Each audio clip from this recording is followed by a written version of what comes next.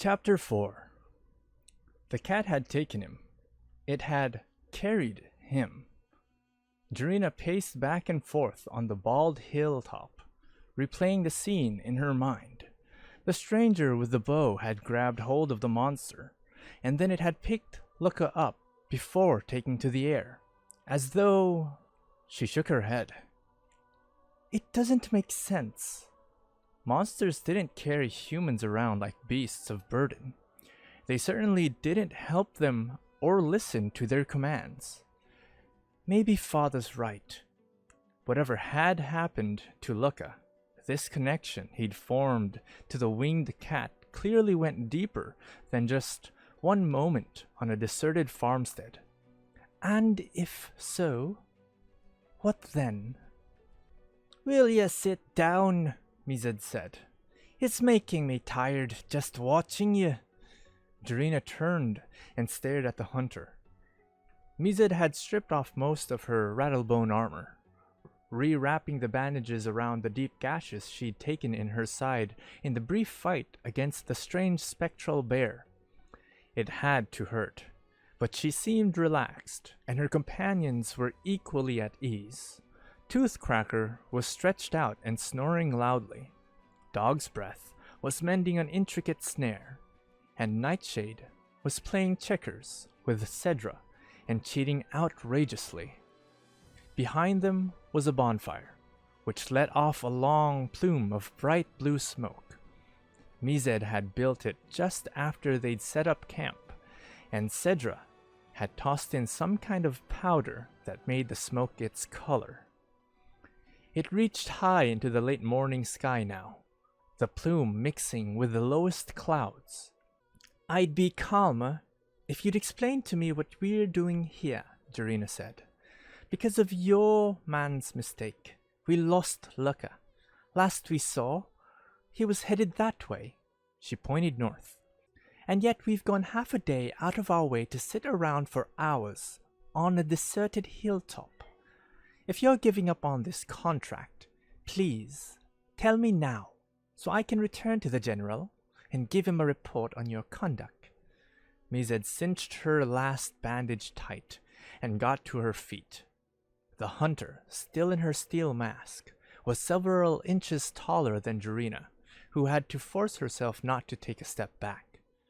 With Mized's armor off, she could see the hunter's dark brown skin was crisscrossed with scars, long raised cuts, and patches of paler scabby flesh from old burns. "First of all," Mized said, "let's be clear on the matter of responsibility. I ordered Dog's Breath to disable Lukka as soon as he had the chance. I thought there was a strong possibility he'd run for it, and I didn't fancy a chase in the dark. If you have a problem with that call, you have a problem with me. Understand?" Drannith gave a reluctant nod. "Second," Mized went on, "we are not giving up on the contract. The General is just going to have to pay some expenses, because we need transport." "They have to go to ground sometime," Drannith said. "Maybe, but I don't know if that's tomorrow or 1,000 miles from here, and I'm not willing to wait around to find out." "That still doesn't explain what we're doing waiting here," Drannith said, trying to rally a little authority.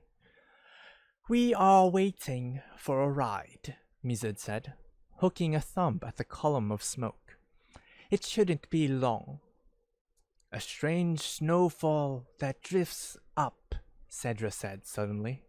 She looked down at the checkerboard, picked up her remaining piece, and made a long string of jumps that removed all half-dozen of Nightshade's pieces. The Arcanist got up, staring dreamily into the sky, while behind her, Nightshade swore and kicked the board over.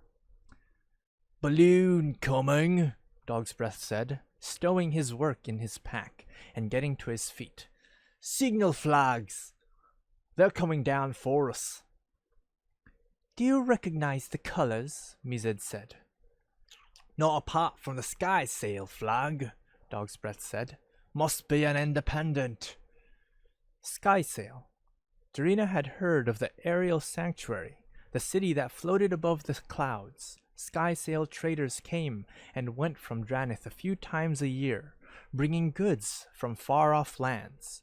Along with Lavabrink, it was one of the longest surviving sanctuaries, though around the citadel it was commonly said that only Drannith truly defied the monsters, instead of hiding from them or running from them. "We're going to Skysail," Jarina said. "It'll be a quick trip, don't worry," Mizid said. "We're going to need a fast ship if we're going to catch up with your boyfriend." Jarina could see the balloon now, descending quickly. It was a fragile-looking craft, a wooden hull no bigger than a large bath suspended from a bulging sack of lift gas. Whirring fans at one end pushed it through the air, assisted by large, adjustable wood and paper fins. The balloon was painted bright blue, with a string of colorful flags fluttering behind it. Someone was waving to them, and Mizid waved back. As it approached, a weighted line fell toward the hilltop, which Toothcracker grabbed and held fast. "Where are you bound to?" Mizid hollered. "Back to sail," a young man called back. "Looking for passage?" "6 of us," Mizid confirmed.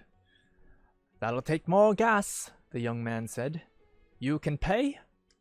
"We can pay." Mizid looked at Jarina. "Remember, expenses." The skyship was almost too small to fit Jarina and the hunters with all their packs and equipment.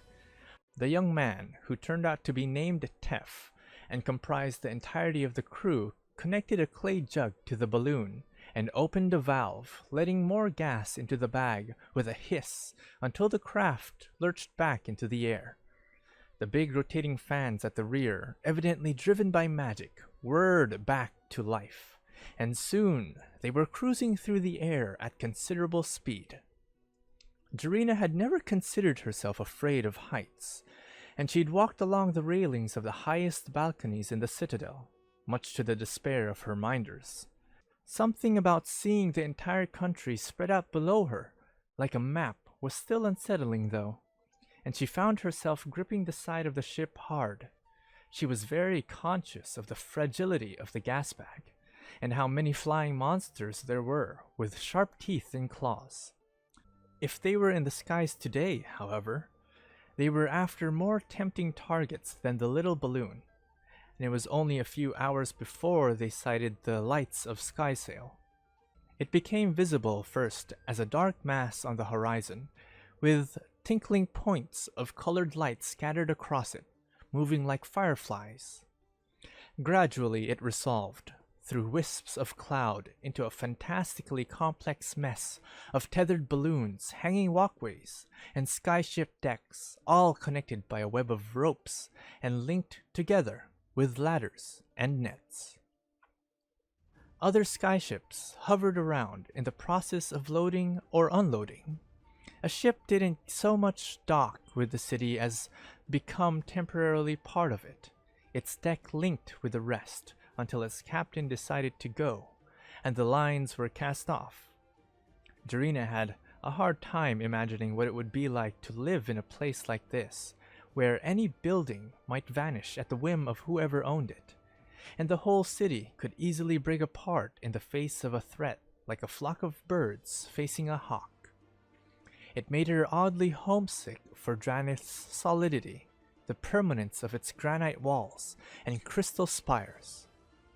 Tef brought his little balloon up to the edge of a long, rickety walkway, where a squad of children waited to catch the line he threw and tie his craft up in exchange for a few coins.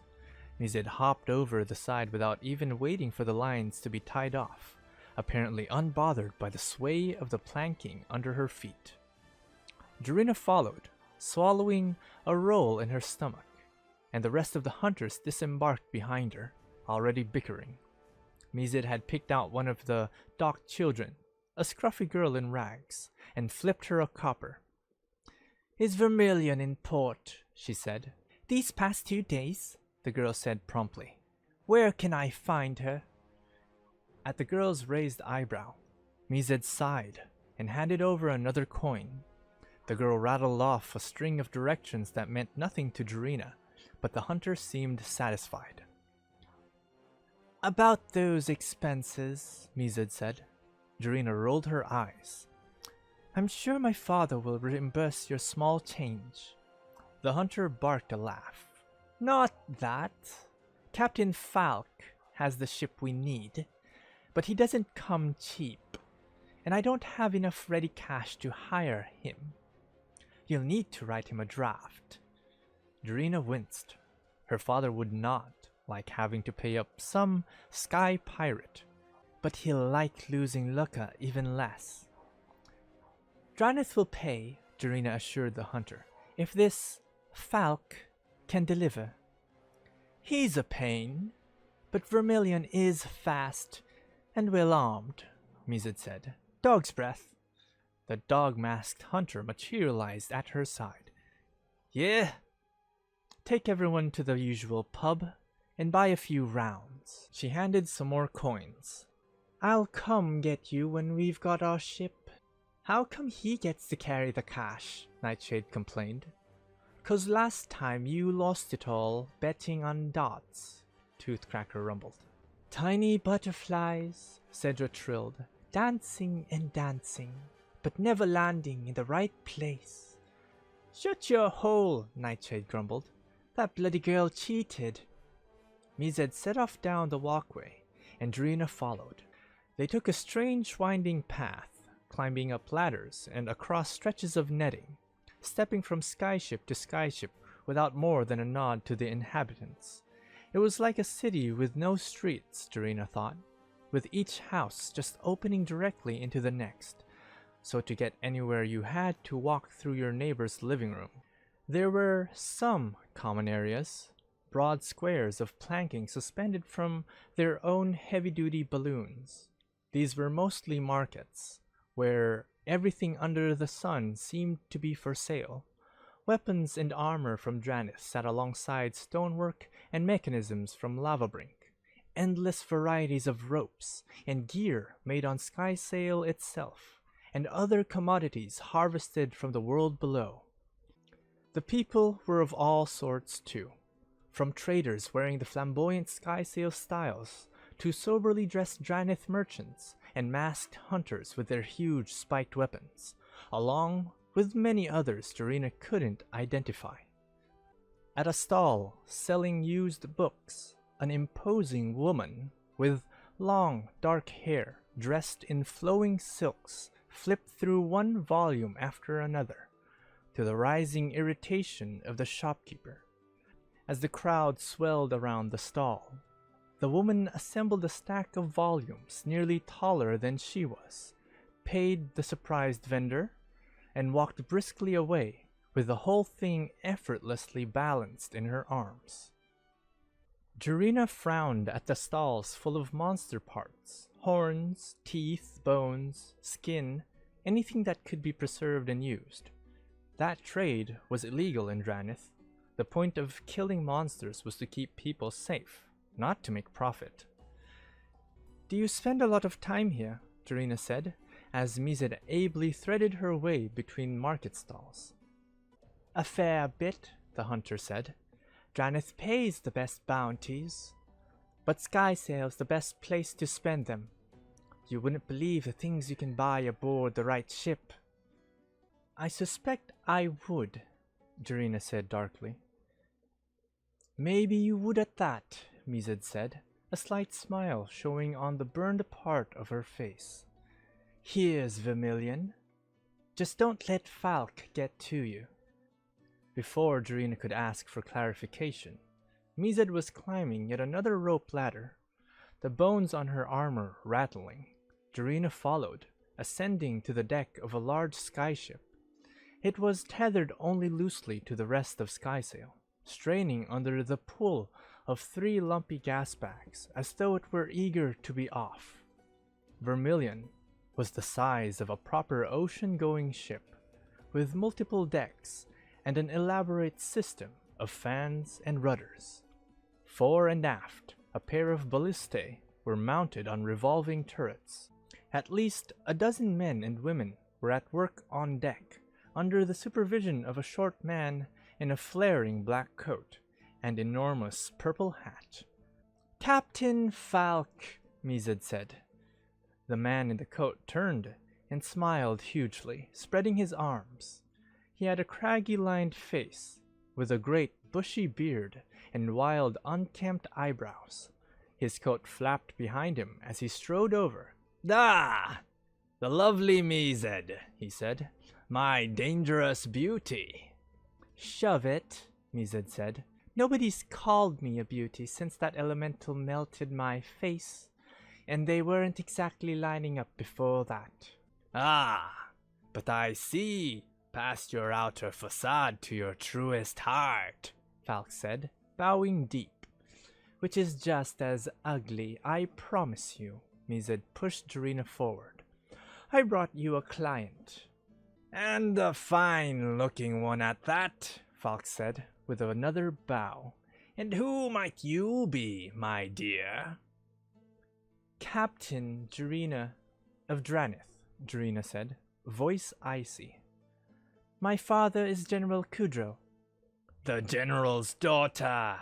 Falk doffed his hat, his hair gray and thinning beneath it. "That makes you practically royalty." "We don't have royalty in Drannith," Drannith said. "I need to hire your ship.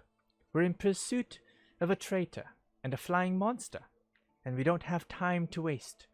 "Ooh, that sounds like a fine story." Falk replaced his hat, and his eyes took on a circulating glint. "Were it just myself, I would love to take on the task just to please a beautiful lady. But unfortunately, Vermilion and her crew have certain requirements. Food and lift gas, repairs and refits." Drannith pulled her personal seal out of a pouch in her pocket, a tiny brass rod intricately cut with a hard-to-duplicate mark. It was intended to prove her identity when she sent back reports, but it would serve just as well for this purpose. "I can write you a draft on the treasury of Drannith," she said. "My father will honor it." Falk leaned forward eagerly, and Drannith closed the seal in her fist. "But I will keep it on my person and seal it only once we get what we're looking for. Agreed?" "Agreed," Falk said. "There's no flying beastie born that can outrun Vermilion. Depend on it. When will you be wanting to cast off?" Luca had never traveled by monster before. By rights, he should have been in a panic, but instead, he found himself calm. He knew that the thing wasn't going to hurt him in a new way he had a hard time describing. Hanging from its mouth by his belly was decidedly uncomfortable, though, and once they were well aloft he tried to make the thing understand this. Shouting at it accomplished nothing, and so he reluctantly tried closing his eyes and recapturing the feeling he'd felt in the clearing. "It killed my squad." Anger bubbled up inside him, but he saw again the strange web of compulsion that had pushed the cat toward Drannith. "Doesn't matter. It's still a monster. And right now, it's all that's between me and a mile-long drop." He pushed his emotions down, trying to force his mind to calm. "It's all right," he thought at the thing. "I'm all right." Almost at once, he felt its sensations in his head, the wind under its wings, the slight unaccustomed weight of its passengers. Carefully, he tried to send back a feeling of his own, the pain in his back and stiffness his current position was causing. He felt the winged cat turn its attention to him, and tried to push through an image of it extending a paw for him to grab onto. Somewhat to his surprise, the monster did exactly what he wanted. Lukka grabbed hold of its fur as it opened its jaws. He could feel muscles shifting under its skin as its bat wings beat steadily, and wind whipped past him. He very carefully didn't look down, but his feet tingled with the keen awareness of the void underneath him. Fortunately, the thick fur provided excellent handholds. Luca pulled himself up the monster's front leg until he sprawled across the back of its neck, a much broader and more reassuring platform. Here, he found Vivien, who at some point had climbed up from the thing's side to its back and now sat cross-legged just in front of the slowly beating wings. "Ah, good," she said. "I was trying to figure out how to suggest we land for your sake." "Thanks for the consideration," Luca muttered. He crawled forward and rolled over onto his back, sprawling into the winged cat's thick fur. It was surprisingly comfortable. "I don't suppose you know where this thing is taking us?" "You would know better than I would," Vivien said. "Are we headed toward the Ozolith?"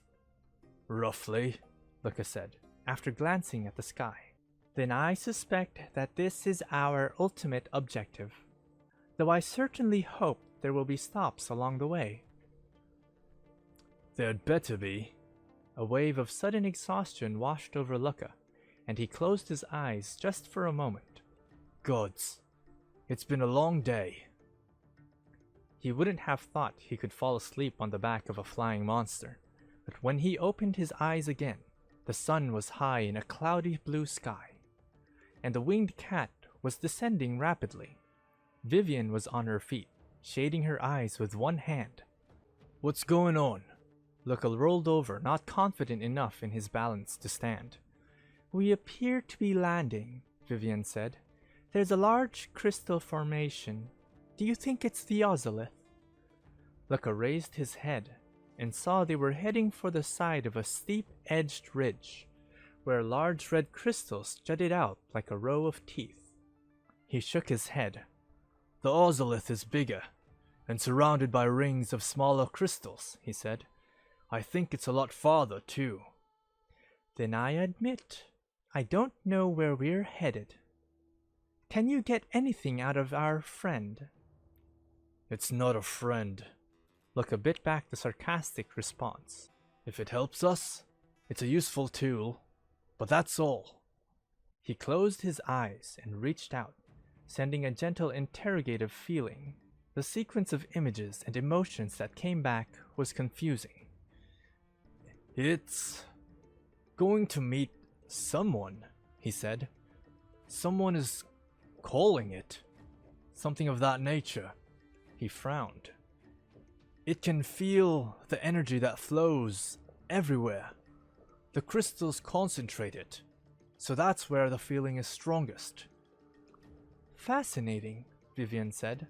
"Can all monsters do that, do you think?" "Hells if I know," Luca said.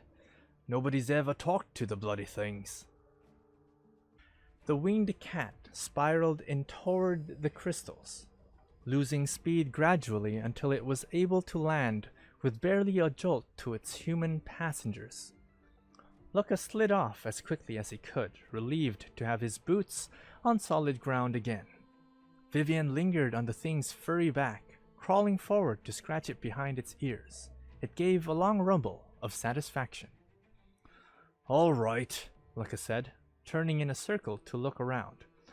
Apart from the angular crystal formation, there wasn't much to see, just dry plain and a few dusty trees. He looked back to the winged cat. "What are we doing here? Is it just time for your nap?" "She stopped because I asked her to," said a new voice. It was a young woman's, thinned by distance. She laughed as Luca turned around again and couldn't find her. "Hello? Up here." He craned his neck and finally spotted her, sitting out on the tip of the crystal at least 50 feet in the air. At that distance, all he could make out was a pale face and a mass of pink fur. "Who are you?" Luca shouted. "And who do you mean she?" "She?" is your monster, obviously, the girl called back. Haven't you given her a name yet? I ain't in the habit of naming monsters, Luca said. Well, my name is Bryn, the girl said. Hello to you as well, by the way. I like your bow. Thank you, Vivien said, sliding off the winged cat's back. My name is Vivien Reid. His name is Lukka. Would you like to come down here? It might be easier to talk. I was gonna, Bryn said. But that's a Drannith uniform, isn't it? Not sure I trust you. It's alright, Luca said bitterly. I'm an outcast. Oh, that's alright then. So am I. She hopped to her feet, spread her arms, and stepped off the crystal. Luca blinked, then winced, expecting Bryn to splatter against the unforgiving ground. Instead, something large and pink appeared at the base of the crystal, as if from nowhere. It was a raccoon-like creature, smaller than the winged cat, but still the size of a horse, plump and roly-poly looking with a coat of long, soft pink fur. It rolled onto its back just in time for Bryn to land on its protruding stomach and bounce off, laughing, hitting the dirt with both feet and windmilling her arms to keep her balance. The raccoon thing flipped over again and waddled over to her, chirping like a baby bird. This is my monster, Bryn said, scratching the thing's neck to its evident delight. His name is Roland. Roll for short. Luca set his jaw, though he had to admit the pink-furred thing seemed more hapless than threatening.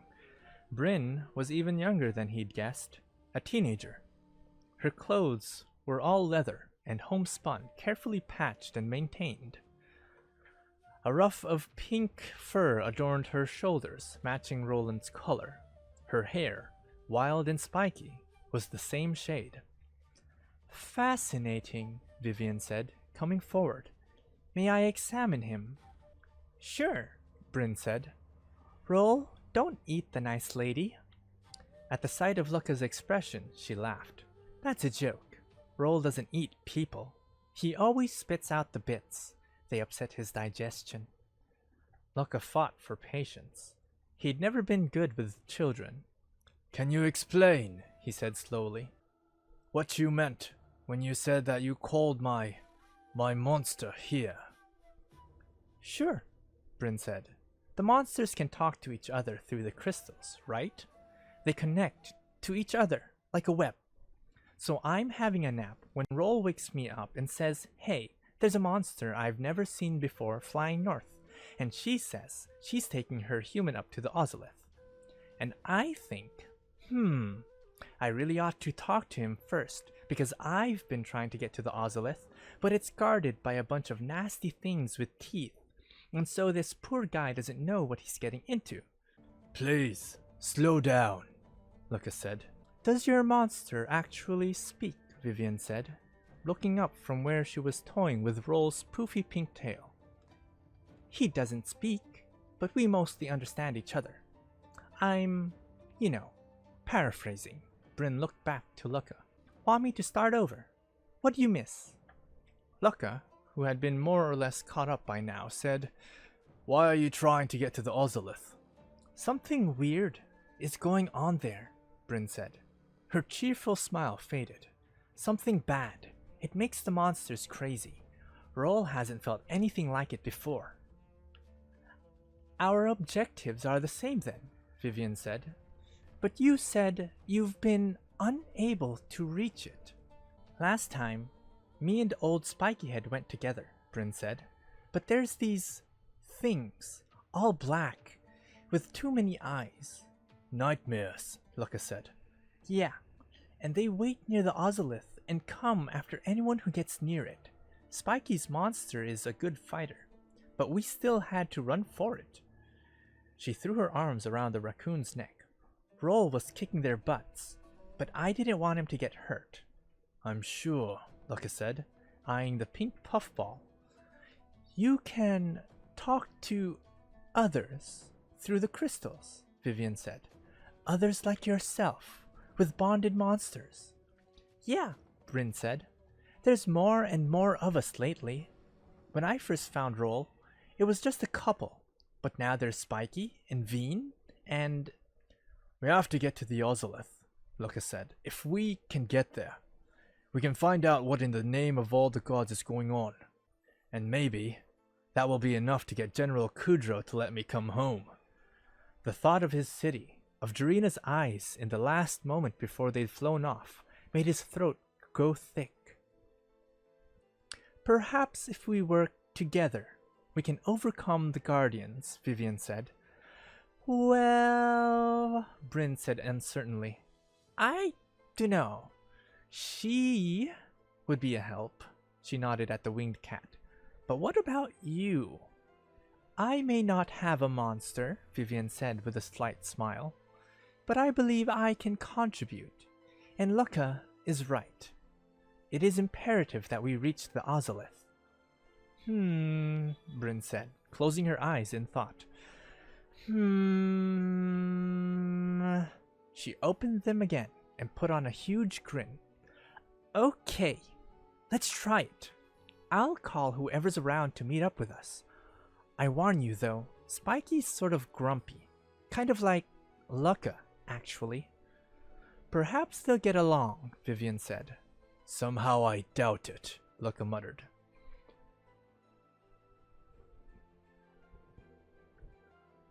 Mized had been right about one thing. Vermilion was fast. The vessel was long and narrow, nothing like Tef's bumbling balloon. It sliced through the sky like a knife, leaving wisps of shredded cloud in its wake.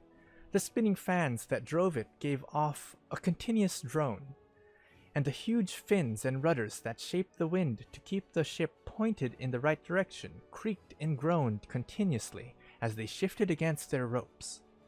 Below, far, far below, the plain unfolded in all directions, broken by rocky hills and scattered copses of trees. There were about 20 sailors on the ship, all told, and once Falk had given the order to cast off, they'd been rushing across the deck in groups, hauling on one line or tying off another to the directions of a large foul-mouthed woman who seemed to be in charge. Falk himself just looked on, occasionally muttering to the man at the ship's wheel. He held a small glass prism in one hand, and now and then he looked through it toward the horizon. "It's a tracker, my lady," he said when Jarina asked him about it. "Mized gave me some blood from the beast that we're after, and this thing will let us follow it without fail. Fearfully expensive, but worth every copper out in here in the wilds." She must have cut it during the fight in the woods, and thought to save the blood. For all her gang's disreputable appearance, Mized certainly knew her business. Jarina looked at Falk. He was barely her height, though the hat added nearly a foot, and sighed. "I'm glad you found a way to find the thing, but please, I'm not my lady. I'm Captain Jarina." "So you said, but while captain is a lordly rank up here in the sky, signifying as it does command of one's own vessel, I understand in your Coppercoats it is a somewhat lowly position. Not at all suited to the daughter of the great General Kudro, never mind a beauty like yourself." "My father wanted me to gain my rank on merit," Jarina said. "I agreed with him." That wasn't the whole story. Kudro had actually opposed her entering the Coppercoats at all. "It's bound to cause rumors, no matter what we do," he'd said. "You can find some other way of serving Drannith." But she'd been stubborn, then as now. "Of course, mighty Drannith, where all are equal before the law, all laboring nobly in the common cause." "You sound skeptical." "Of course not," Falk bowed. "There would just be no place for me in such a lawful city. The skies suit me much better. Here, I may go as I wish, in answer to no one save the wind and the gods. And have no one to help you when the monsters come. Though it would take a swift monster indeed to keep up with Vermilion, she had to admit. "Captain!" one of the sailors shouted. "Weather ahead!" Falk turned to look at the horizon and frowned. A mass of dark clouds lay directly in their path, like a bruise spreading across the sky. Ugly, Falk muttered, looking down at his blood tracker. "Can we go around it?" Drannith said. Not without losing more time than you say we can afford. Falk tucked the tracker in his pocket. Besides, we're getting further north. Weather's going to be worse from here on out. He raised his voice. Pull in the spars and batten down. We're going to run the storm. The sailors jumped to a new frenzy of activity, pulling in some of the big fins and tying off everything they could. Drannith looked around for the hunters, but Mized and the others had retreated to their cabins below, where they could drink and bicker in peace. She knew she ought to join them, but she found herself lingering on the deck, watching as the dark clouds spread wider and wider, like a black flower opening to accept them into its depths. The first bolt of lightning crackling from one cloud to another was followed a few seconds later by a crack like a tree snapping in half. Another sounded from the other side of the ship, and another until the roar and boom of thunder was continuous. Falk had taken a position on the raised aft deck, near where the helmsman grappled with the wheel. Drannith pressed herself against the bulkhead and flinched as a spray of cold rain lashed Vermilion's deck. The wind snatched at her, its howl filling the gaps in the constant bombardment of thunder. "This is a rough one, Captain," one of the sailors said, shouting to be heard over the deluge. "If we shift course—" "Straight through!" Falk shouted back. "If we let the wind take us now, no telling where we'll end up. Vermilion will take it." Lightning crashed, startling close, the flash and the bang simultaneous. Drannith blinked against purple after images that crawled across her eyes like living things, and it took her a moment to realize that there was something moving on the deck, something that wasn't a sailor or a flapping line. She shouted a warning moments before the screams began. The monster was an elemental clade, bird-like, but only in its vaguest outline. Its wings were skeletal, but in place of feathers, it had crackling lines of lightning sketching in the edges of muscles and feathers.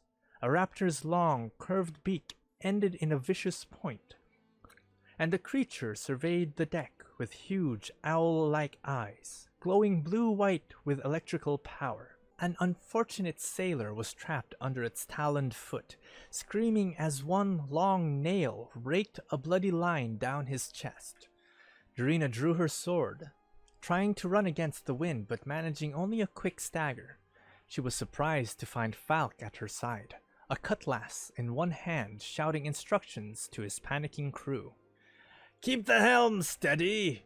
Someone go and fetch the bloody hunters! This is what they're here for!" Mized and the others wouldn't make it up to the deck in time to save the screaming crewman. So, Drannith squared her shoulders and dashed forward, escaping the wind as she came into the lee of the monster. The bird thing turned its glowing eyes on her and opened its beak to let out a squawk that rumbled with the sound of thunder. Drannith lunged at the thing with her sword, but she didn't have the reach. Its beak swept down, and she hurriedly threw herself back, skidding on the wet deck. She was soaked to the skin, her uniform hanging heavy, crystals alive with reflected light. The trapped sailor screamed again. "My lady," Falk said. "Draw it here!" She looked around wildly, and finally spotted him, huddled beside the forward ballista. There was a bolt loaded and ready, but the weapon was too heavy for Falk to rotate by himself. Drannith grit her teeth and lunged at the bird again, drawing another slash of its beak that nearly took her head off. She scrambled away, and it didn't seem inclined to follow. "I'm here! Damn it!" she shouted at the thing. Come and get me! It didn't answer. Drannith paused a moment, then reversed grip on her sword. She threw the weapon overhand like a lance. It struck the monster in the chest and bounced away. She couldn't see whether it had done any damage, but that wasn't the point. The bird screech rumbled again and came after her, finally stepping off the trapped sailor. Drannith gave ground, shouting abuse at the monster. 3 more steps. 2. Get down! Falk shouted. Drannith threw herself flat as he hit the firing lever. The ballista released its bolt with a metallic crack. The long whorled shaft zipped over Drannith's head and punched into the bird's side. Lightning sprayed from the monster's wound like electric blood, playing wildly over the deck and wreathing everything in a weird nimbus of ghostly fire. If it had pressed the attack, they certainly would have died. Falk would never have had the chance to load another bolt. Fortunately, the monster had had enough. It spread its wings with another rumbling squawk and let the wind pull it off the deck, whirling up and into the storm until it was dwarfed by the constant blast of lightning. Drannith fell to her knees, then crawled forward to see the man the monster had downed. He was already getting up, shirt torn and bloodied, but apparently not seriously hurt. My lady? Someone was saying beside her, and then, Captain Drannith, please, are you alright? She looked up at Falk, who held one hand out to her, the other clamping his ridiculous hat to his head. Lightning flashed all around, rain blasted her face, and for some reason, Drannith felt like laughing. After a brief break for food, water, and other necessities, Lukka and Vivien got back on board the winged cat, and it once again threw itself into the air. It? Or she?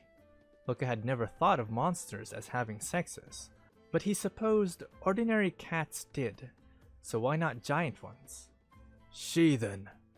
He gripped the thick fur of her neck, feeling the play of huge muscles under her skin. Does she need a name? He supposed she didn't require one. It's not like there were a lot of other winged cats around to confuse her with. Still. Don't be foolish. This creature, this monster, had been the one who slaughtered his squad. Other monsters just like her had killed who knew how many humans over the years. Just because she's proven useful at the moment doesn't mean she deserves your kindness. But if the Ozolith had somehow forced her to attack Drannith? So what? Attacking humans is what monsters do. Whatever magic this is just makes it happen faster. He looked back at Vivien, hoping for some relief from wrestling with his doubts, but she seemed lost in thought. Instead, he watched the ground, which sped by only a few dozen yards below. They were flying low, keeping pace with Bryn and Roland. In spite of his pudgy appearance, the raccoon thing covered ground at an excellent clip, bounding along with Bryn holding on to its pink fur for dear life. According to the girl, they didn't have far to go. Up ahead was a place where 2 rivers merged into one, creating a narrow spit of land that was a favored landmark and meeting place. Lukka could see both of the rivers winding across the land toward their inevitable rendezvous. Without prompting from him, the winged cat began to descend, flaring her wings as they glided toward a rocky promontory. Something was already waiting for them there. The afternoon light was starting to wane, but Lukka could make out the form of something big. It looked like an enormous wolf, or possibly something closer to a badger. With a low body and squat legs, brown fur shading to white on its belly. 2 enormous tusks protruded from its lower jaw, and long black thorns covered its back and shoulders, marching down to its brow and cheeks. Spiky, I'm guessing. Certainly, Bryn didn't seem surprised to see the thing. As they got closer, Lukka spotted a woman sitting on the rocks below the monster. She was dressed like Bryn, in leather and homespun, with a brown jacket and white shirt emulating her monster's coloring, and with dark hair teased into spikes to match. A long spear with an odd double point sat beside her. At the sight of Bryn, she waved, then returned her attention to Lukka and the winged cat. Bryn jumped off-roll at the base of the rocks, then stood well back as the winged cat came down, wing beats whipping the grass wildly. Lukka slid off as his monster sat back on her haunches, staring up at the spiked badger in a way that wasn't quite a direct challenge. Vivien hopped down behind him. The woman with the spiky hair got up, dusted herself off, and picked her way down the slope. "Spiky," Bryn said. "Hello, Runt," the woman said, gruff but friendly. "Who's this you've brought us?" Her eyes narrowed. "A Drannith soldier? A bit far north for your lot, aren't we?" "My name is Captain Lukka," Lukka said. "I found myself bonded to this monster, and my city decided I'm a traitor. I'm trying to find a way to prove them wrong." The spiky-haired woman snorted. "Nah, you're better off without them. Bonders are the future, soldier boy. Not long before we'll be running the world." Lukka bristled but forced his tone calm. "I don't care who runs this world. I just want to go home." She regarded him for a moment, then nodded. "I suppose I can't argue with that. I'm Abda. Please don't call me Spiky. Only the runt gets away with that." "I'm not a runt," Bryn said. "I'll be taller than you soon." That wasn't true, unless Bryn suddenly shot up half a foot. Lukka smiled to himself. Before he could introduce Vivien, there was a crack and a flash of bright light, and someone else was standing with them. Lukka dropped into a fighting crouch, hand going to his sword, but Bryn and Abda seemed unbothered. "Hello, Barrow," Bryn said, and Roll also squeaked a greeting. "You can't resist an entrance, can you?" Abda said. The newcomer was dressed in white furs layered over grey armor. He was a young man, with long white hair swept back from his forehead by a metal circlet, from which 2 unswept steel horns sprouted. Small arcs of lightning still played between them as he gave a solemn bow. "My apologies for being late," he said. "I am Barrow. My partner is Zeph." "Partner?" Lukka said, then caught sight of the enormous shape sitting on the other side of one of the rivers. The monster was clearly cat-clade, but twice the size of his own winged cat, big enough to swallow a human in one gulp. It had a wild mane of fine white hair, while the rest of its body was white with black tiger stripes. 2 massive whorled horns to match Barrow's headgear sprouted from its forehead, just above a pair of glowing yellow eyes, and leftover electricity crawled across these as well. "I suppose I didn't introduce Riggy," Abda said. "Say hello, Riggy." The badger thing gave an enormous bark that made the winged cat's ears twitch. Lukka straightened up and let himself breathe out. "You have called us here," Barrow said to Bryn. "Do you mean only to introduce us to Lukka? Or was there a further purpose?" "Lukka's trying to get to the Ozolith," Bryn said. "He thinks there's something wrong with it too." "The nightmares won't let anyone get near it," Abda said. "Ugly bastards." "Zeph has also felt a wrongness from the Great Crystal," Barrow said. "But the risk of approaching it is too great for uncertain reward." "The Ozolith is goading the monsters into attacking Drannith," Luca said. "I felt its compulsion in the mind of my cat." "So?" Abda said. "No offense, soldier boy, but that doesn't seem so bad to me." "Of course it's bad," Bryn said. "If the monsters go to Drannith, they might get hurt." "So what are you suggesting?" Barrow said. "If we work together, we might be able to reach the Ozolith," Luca said, "and then put a stop to this. Somehow." "Somehow?" Abda raised an eyebrow. "That's not much of a plan." "May I add something then?" Vivien stepped forward and bowed deeply. Abda looked at her skeptically, then glanced at Lukka. "She's not one of us," Abda said. She your girlfriend or something? We have been working together, Vivien said. I am not a bonder, not in the sense that you three are. I am a stranger to this place. To which place? Barrow inquired. The plains. To your world, Vivien said. To Ikoria. She looked at Luca and inclined her head. I apologize for not telling you the truth. You're not from our world, Luca said. What world are you from then? Bryn said. Are you from the moon? No, Vivien said with a chuckle. I am a planeswalker. I can step between realities. I've never heard of such a thing, Abda snorted. Nor have I, Barrow said apologetically. Research always insisted that other worlds were possible, Luca said slowly. And there are legends in Drannith of strangers, but we always assumed they were just stories. I do not know if your legends are true, but other worlds exist, as do planeswalkers, and I am not the only one to travel here. I came here to study your world, as I told you, but also because I feared another of my kind had gotten here first. I have not known him long, but it is in his nature to meddle. Meddle? Abda said flatly. Yes, I fear the change in the Ozolith is his doing. If it is, I will undo whatever damage he has caused. Why, Barrow said, is he your enemy?